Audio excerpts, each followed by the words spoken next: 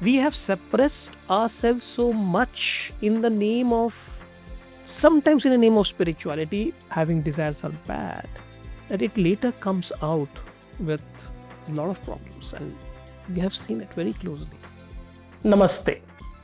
My name is Bidhan. 2012 is when I chanced upon Upanishads, and it had a profound impact on my life. Since then, I have dreamt to bring the key aspects of Upanishads in a manner which is simple, relatable, and implementable in our daily lives. So here we are with a set of videos to make spirituality simple.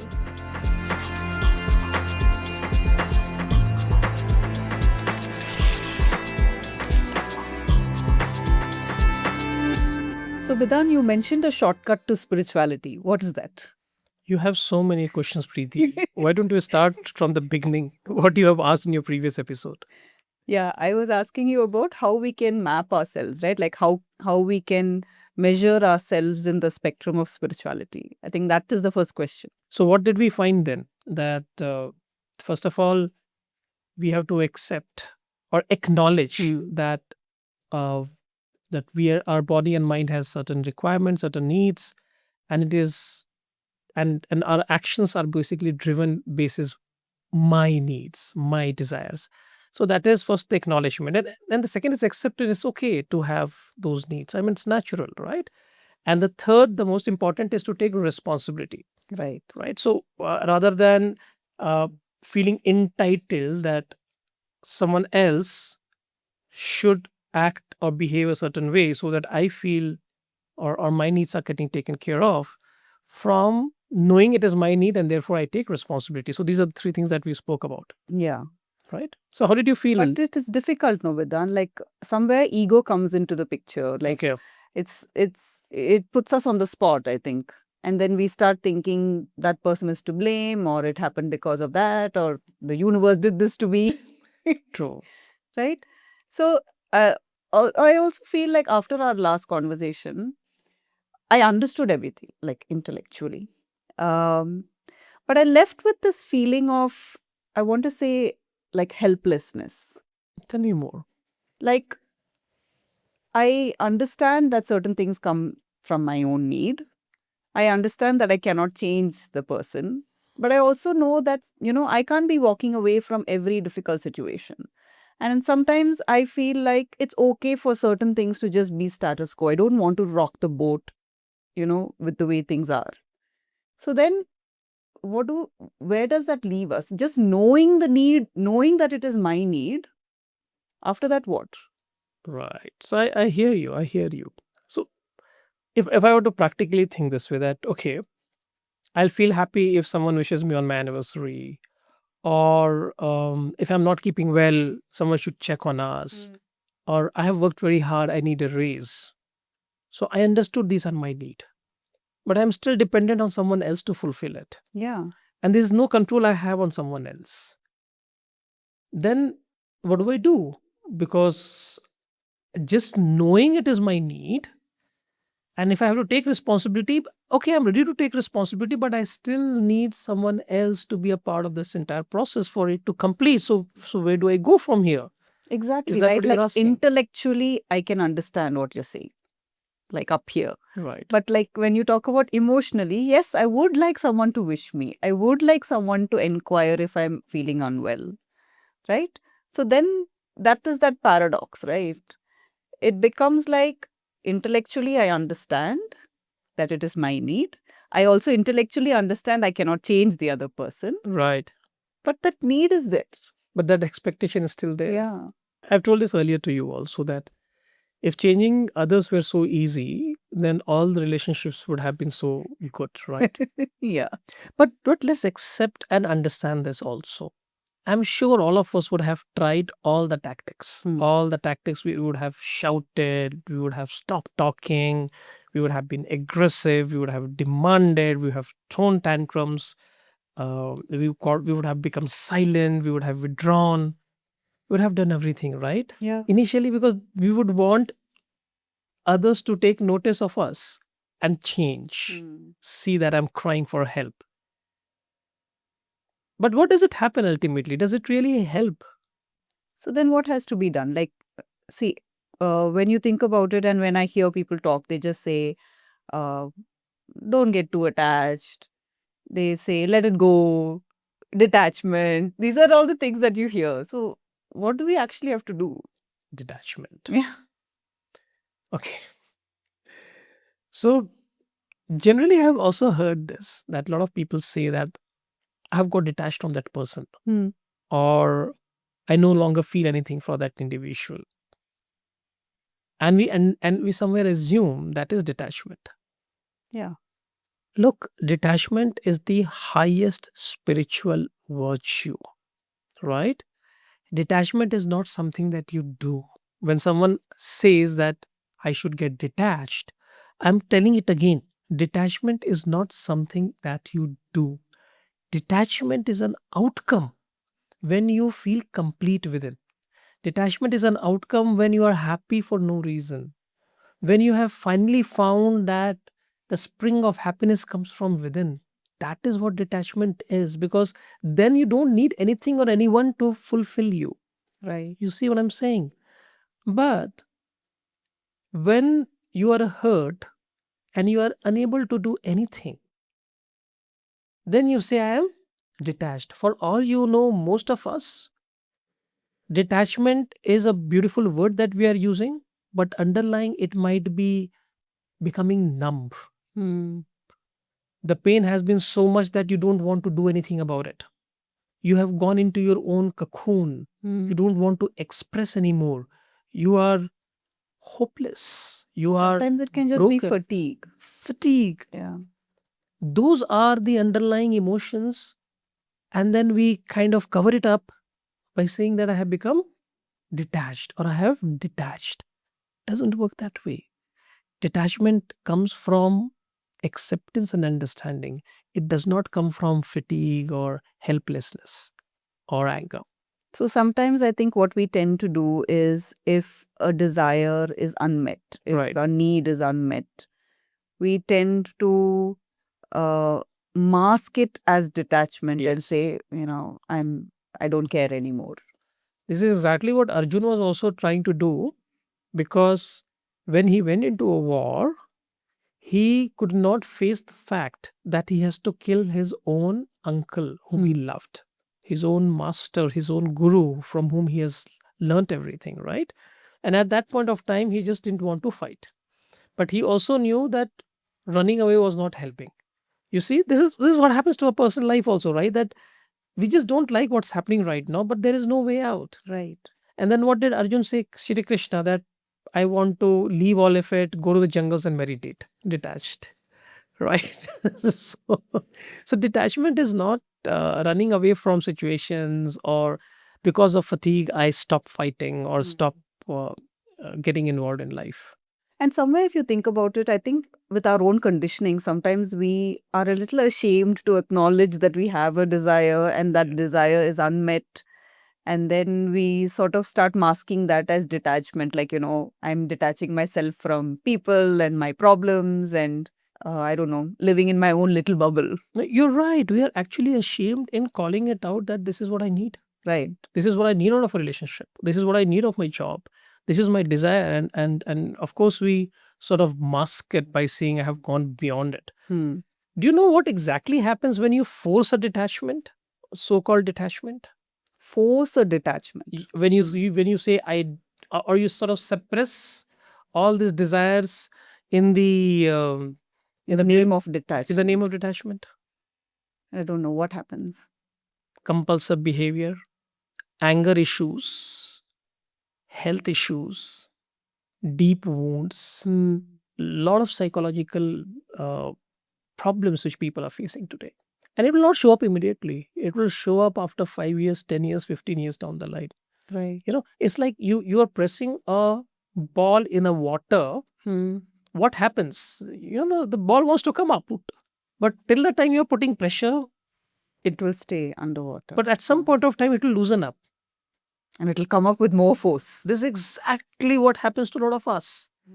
We have suppressed ourselves so much in the name of, sometimes in the name of spirituality when it is misunderstood, or sometimes in name of uh, saying that having desires are bad, without understanding, without seeing it through, that it later comes out with a lot of problems. And we have seen it very closely.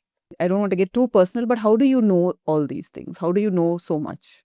No, it's not about this. As I said, that we do a lot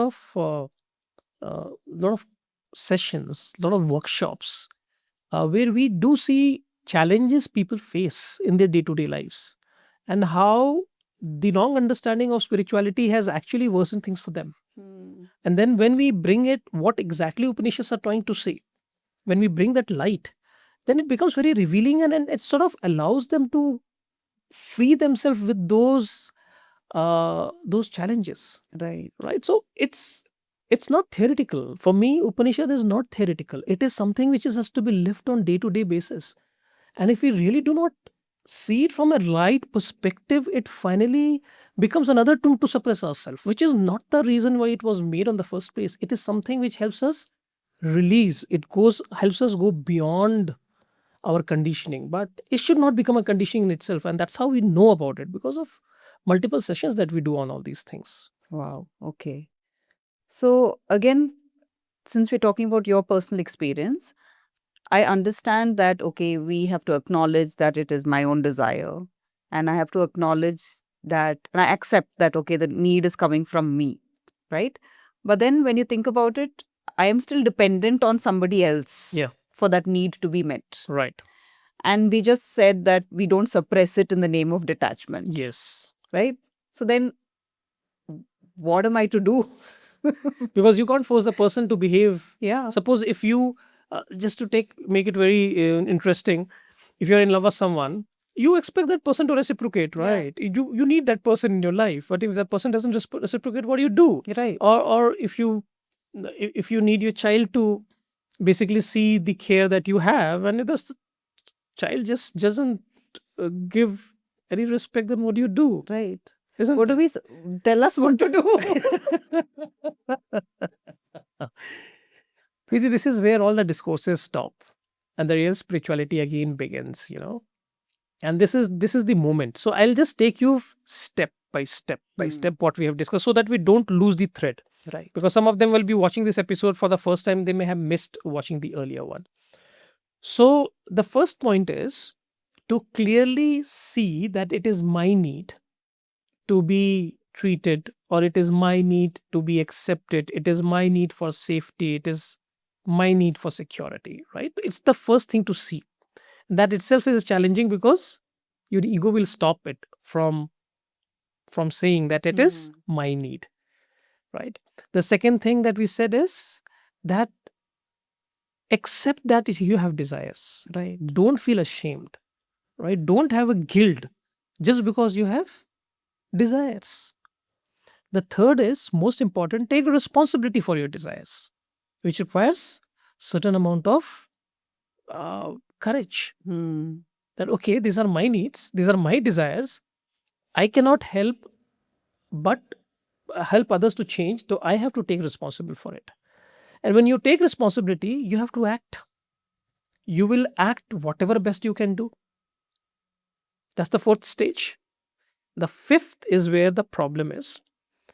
When you act, you may not get the outcome that you wanted. As you said, I can't change the person. I can't change the system. I am doing whatever I can do, but I can really change it. And I want them to be also be a certain way for me to feel good. Right. And therefore I will go through certain amount of disappointment, pain. And therefore the fifth stage is very important, which is endure the pain. Let me repeat it again.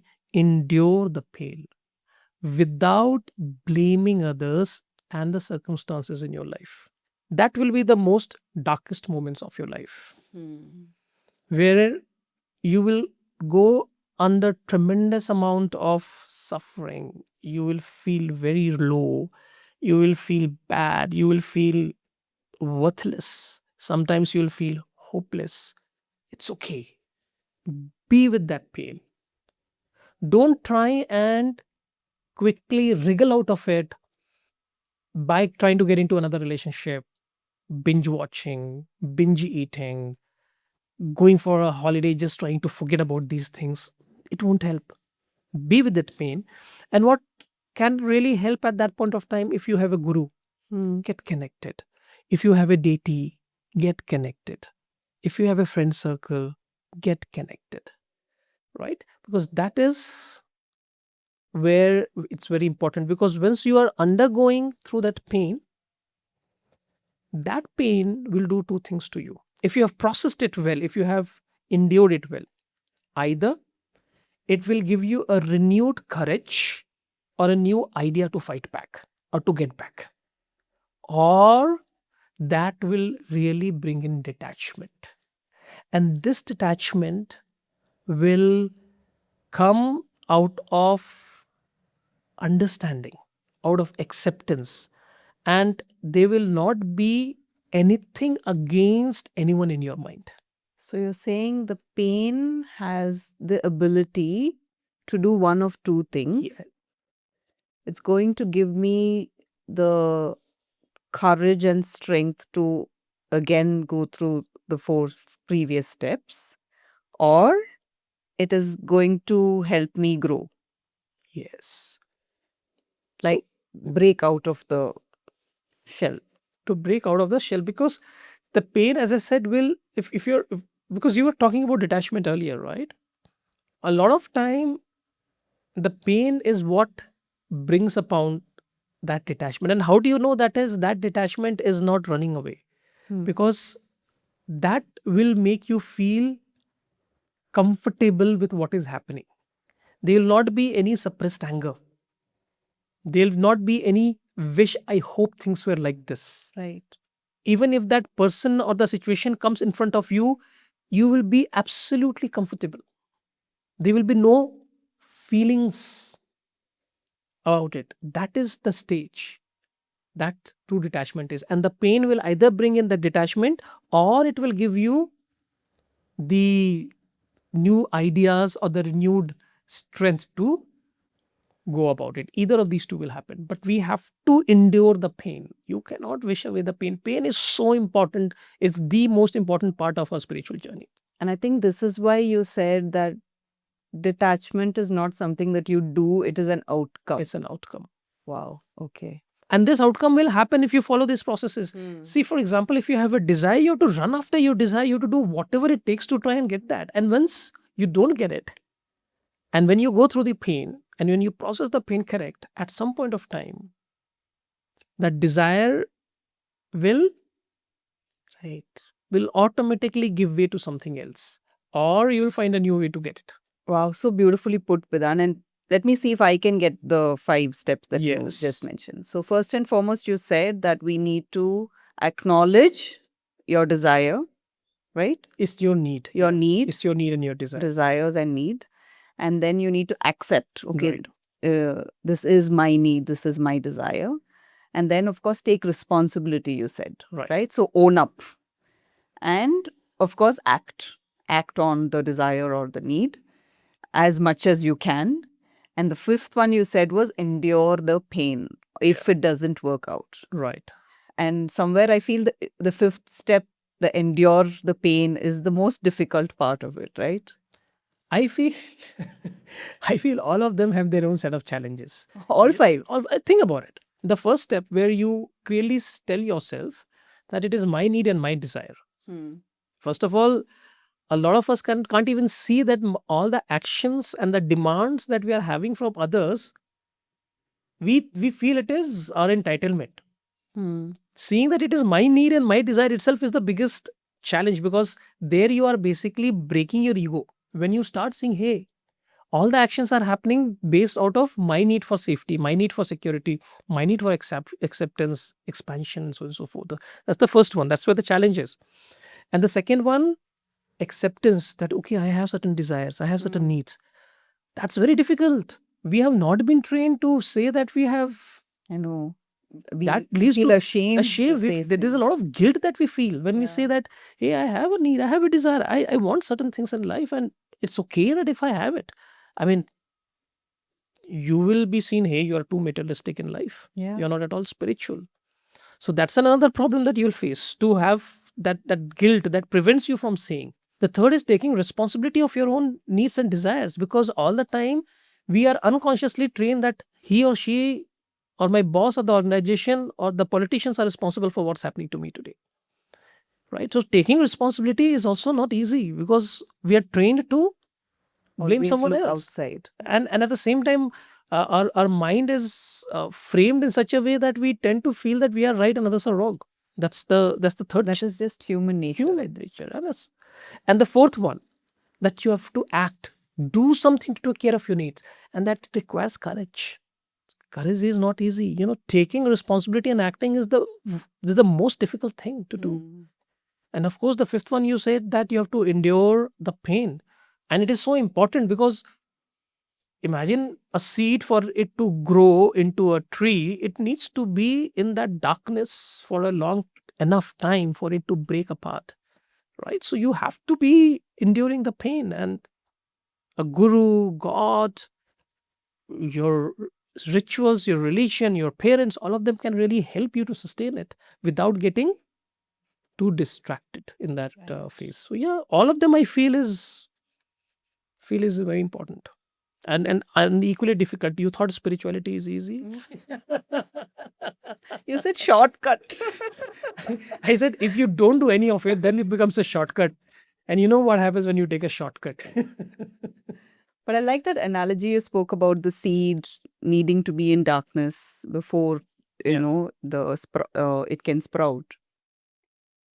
Which makes me think of, again, you don't have to answer me if you don't want to, but have you ever had to experience that level of darkness? You said no personal questions, right? We discussed on that. Well, we want to know, Bidan, because we know about our lives, but I feel like it would help to know if, you also have gone through something similar. Each one of us, yes, I have. It was 4 years of intense amount of pain and suffering, in spite of knowing everything what is there in Upanishads. Like intellectually. Intellectually, I knew everything. But knowing does not mean that you will not be hit by life circumstances and it can really knock you down. It did. It did very badly, and it took good 4 years for me to come out of what I went through. But the only thing that helped me the most is the principles of Upanishads and grace, which allowed me to stay in the right direction without getting scattered. That's the only thing I can say. That Upanishads will give you tremendous amount of light, and without getting scattered. Yeah. You mentioned that the second time. What do you mean by, without getting scattered? Tell me, when you go through a prolonged phase of pain or suffering, what do you do? What generally we do at that point of time?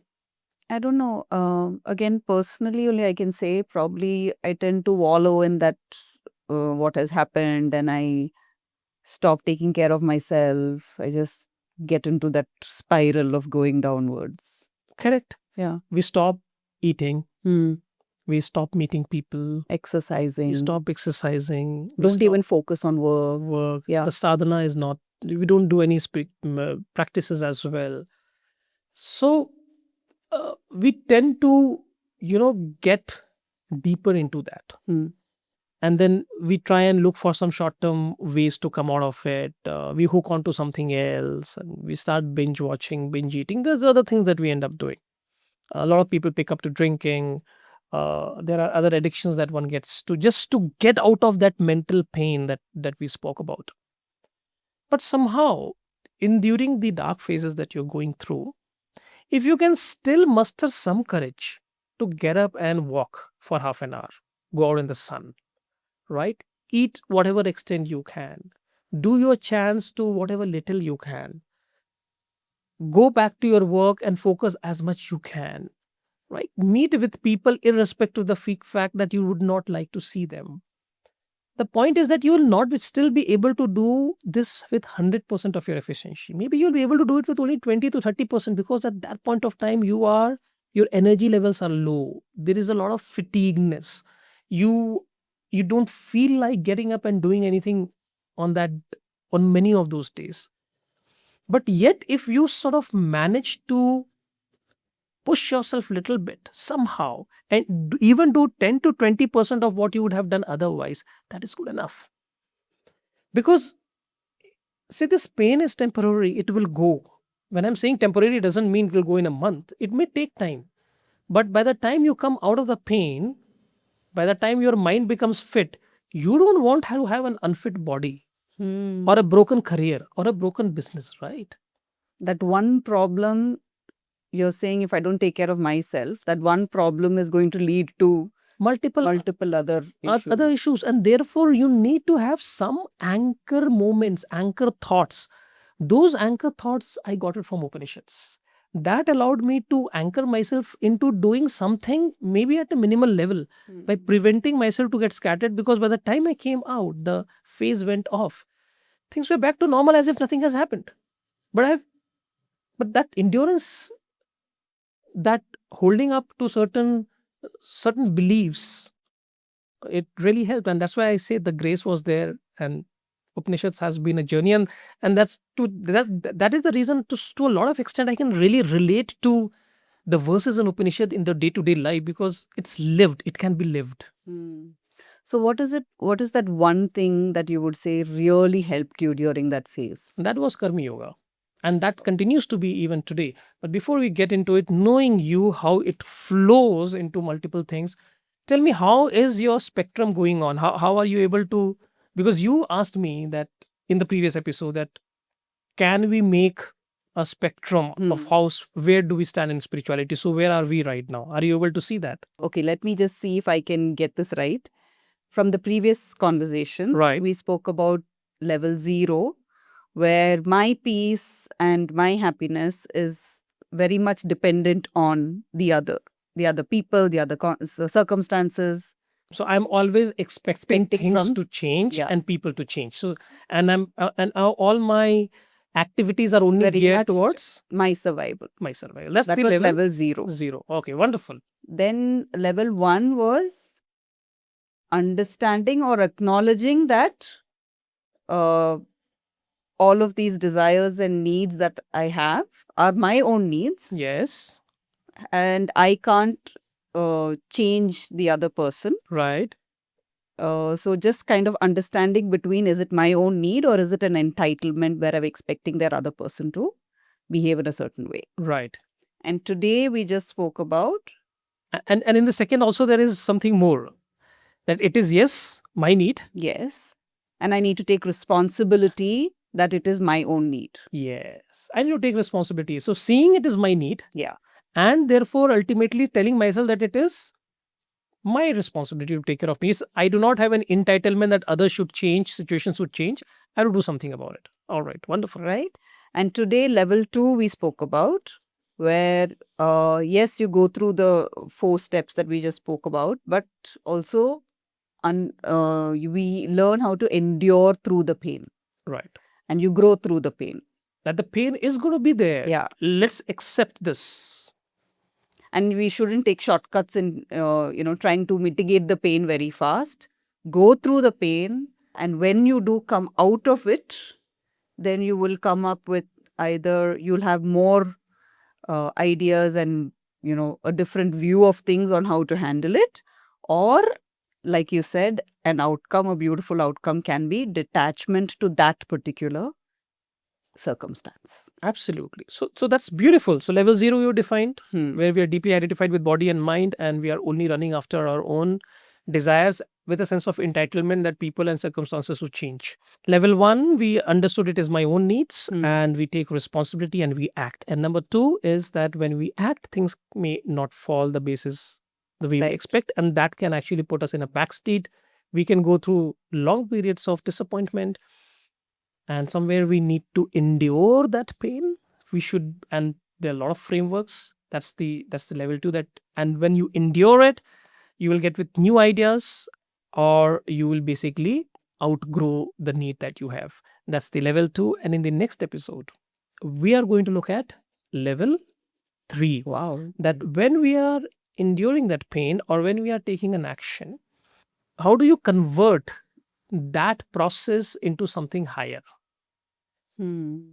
right? So and then you will see how it goes. But at the same time, I also want to say that all these levels are different for different people. Say, for example, for me, I may be in level 4 at certain aspect of life and maybe at level 1 in some aspect of life. It depends upon where you are mostly attached with, so or identified with. For example, making these videos is the most important attachment or identification in my life today. Then it will be very difficult for me to accept failures. Right. But in some places of life, it will be easy for me to accept failures, because it depends upon where does my attachment lie the most. And therefore it is a nice way to sort of look at yourself and say what it in my life is most painful to me, and probably that is where your biggest attachment lies. Right. For me, I think it would be my child. Anything to do with him, I think, because the pain would be that level higher. Yeah. I know that it is because my attachment is much higher there. Yeah, and those places, it's very difficult for you to separate yourself as a mother, and then call out that, hey, this It is is my my need. Yeah. Right? See, these are practical things, but it's good to at least you know about it. And having known it, it's there in your mind, and it will come out when it is required. And that's what Shravanam is all about.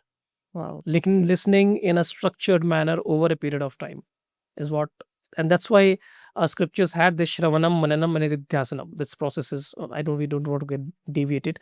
But yes, so this is what we have discussed today.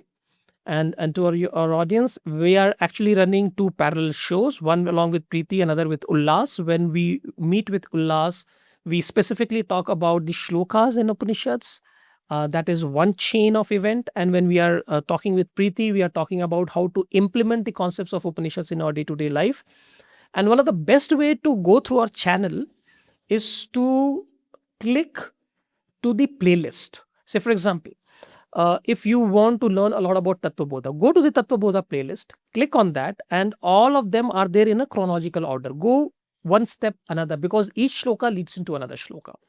And therefore, what we have done is we have put all our key ideas in every playlist. So the best for you is to hit the playlist, look at the sequence, and go as per the sequence, because the way we are trying to build up the entire podcast is more academic, so that you basically learn right from the beginning till the end. So we would not want to take some arbitrary topic and talk about it. It has to be sequenced, and the sequence is something that you can see in the playlist. If you have been liking this episode, please consider subscribing us, and request you to put your comments and do continuously engage with us, so that we also understand how you are interpreting these conversations and what is it that you would like to know more from us.